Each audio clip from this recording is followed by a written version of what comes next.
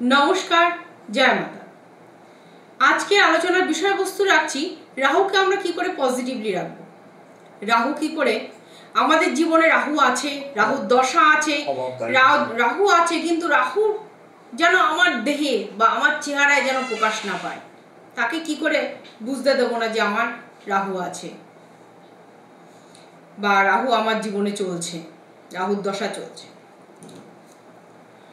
Positively আনার জন্য কি হবে, সুন্দরভাবে নিজেকে সাজগোজ করে থাকতে হবে।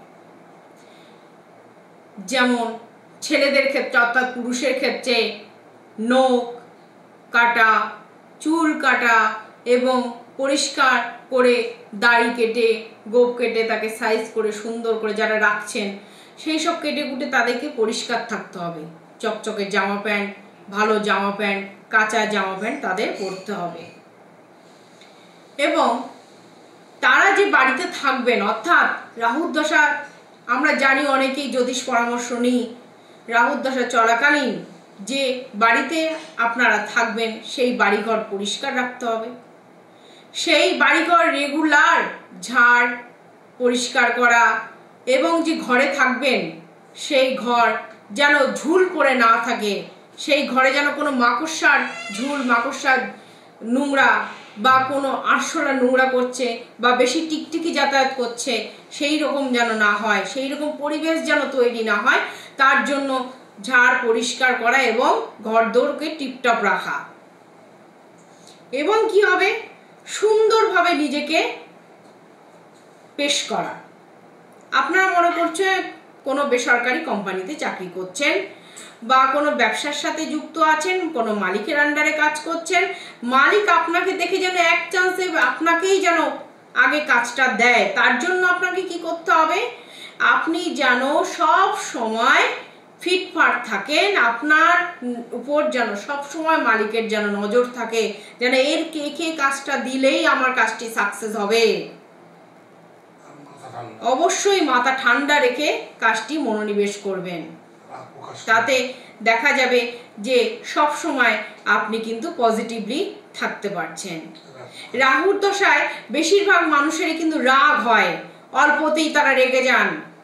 জাতক জাতিকা দুজনের ক্ষেত্রেই বলা হচ্ছে, অল্পতে তারা রেগে যান, অল্পতেই তারা আলসে বোধ করেন, অল্পতেই তারা চোখে জল এসে যায়, অল্পতেই তাদের মান সম্মানটা বেশি থাকে। এইগুলোকে সরিয়ে রাখতে হবে। মান সম্মান সবার মধ্যেই থাকবে, কিন্তু মান সম্মানটাকে যদি আমি প্রকাশ করে ফেলি, আমার চোখে যদি জল চলে আসে বসের সামনে, সেটা কিন্তু আমার নেগেটিভ।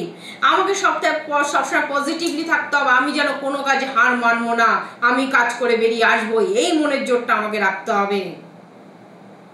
আর ভালো করে সেজে গুজে বারবার আমাকে কিন্তু বেরোনোর আগে ফুল সাইজ মিরর, ফুল সাইজ একটা আয়নার সামনে আমাকে দাঁড়িয়ে কিন্তু আমাকে নিজেকে যেন চাকচিক্য থাকে সেরকম ভাবে নিজেকে সেজে গুজে গুছিয়ে দাঁড়িয়ে তবেই আমাকে কিন্তু বাইরে বেরোতে হবে। এগুলোকে আমাকে খেয়াল রাখতে হবে। এবং অভাবের কথা বারে বারে স্মরণ রেখে লাভ নেই, সবাইকে বলা যাবে না। অভাব আছে, থাকবে। অভাব আমাদের কারো কারো চিরজীবনের সঙ্গীও হয়। কেন? একটা রাহুর দশা অনেকটা পিরিয়ড চলে। রাহুর দশা আমাদের 18 ইয়ার্স। সেই রাহুর দশা আমাদের কিন্তু একটা দুটো দিনের ব্যাপার না যে আমাদের থেকে ছেড়ে চলে যাবে। তাই 18 ইয়ার্স, 18টা বছরকে পার করতে হলে রাহুর দশা, রাহুর যে ব্যক্তিরা আছেন, রাহুর যে জাতক জাতিকারা আছেন, তারা অবশ্যই কিন্তু নিজেদেরকে ফিটনেস রাখুন, নিজেদের মনোবল বাড়ান এবং লড়াই করার সাহস যোগান এবং নিজেরা বসের সামনে গিয়েও হার মানবেন না।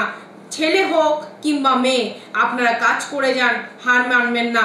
এবং পরিবারের লোকরা যারা আপনাকে হেয় করছে, ছোট মনে দেখছে বা অন্য ভাইদের প্রতি নজর দিচ্ছে, আপনার প্রতি নজর দিচ্ছে না, তাতেও পাত্তা দেবেন না। আপনারা কেরিয়ারে জয়লাভ করার চেষ্টা করুন, এগিয়ে যেতে পারবেন। নমস্কার, ভালো থাকবেন।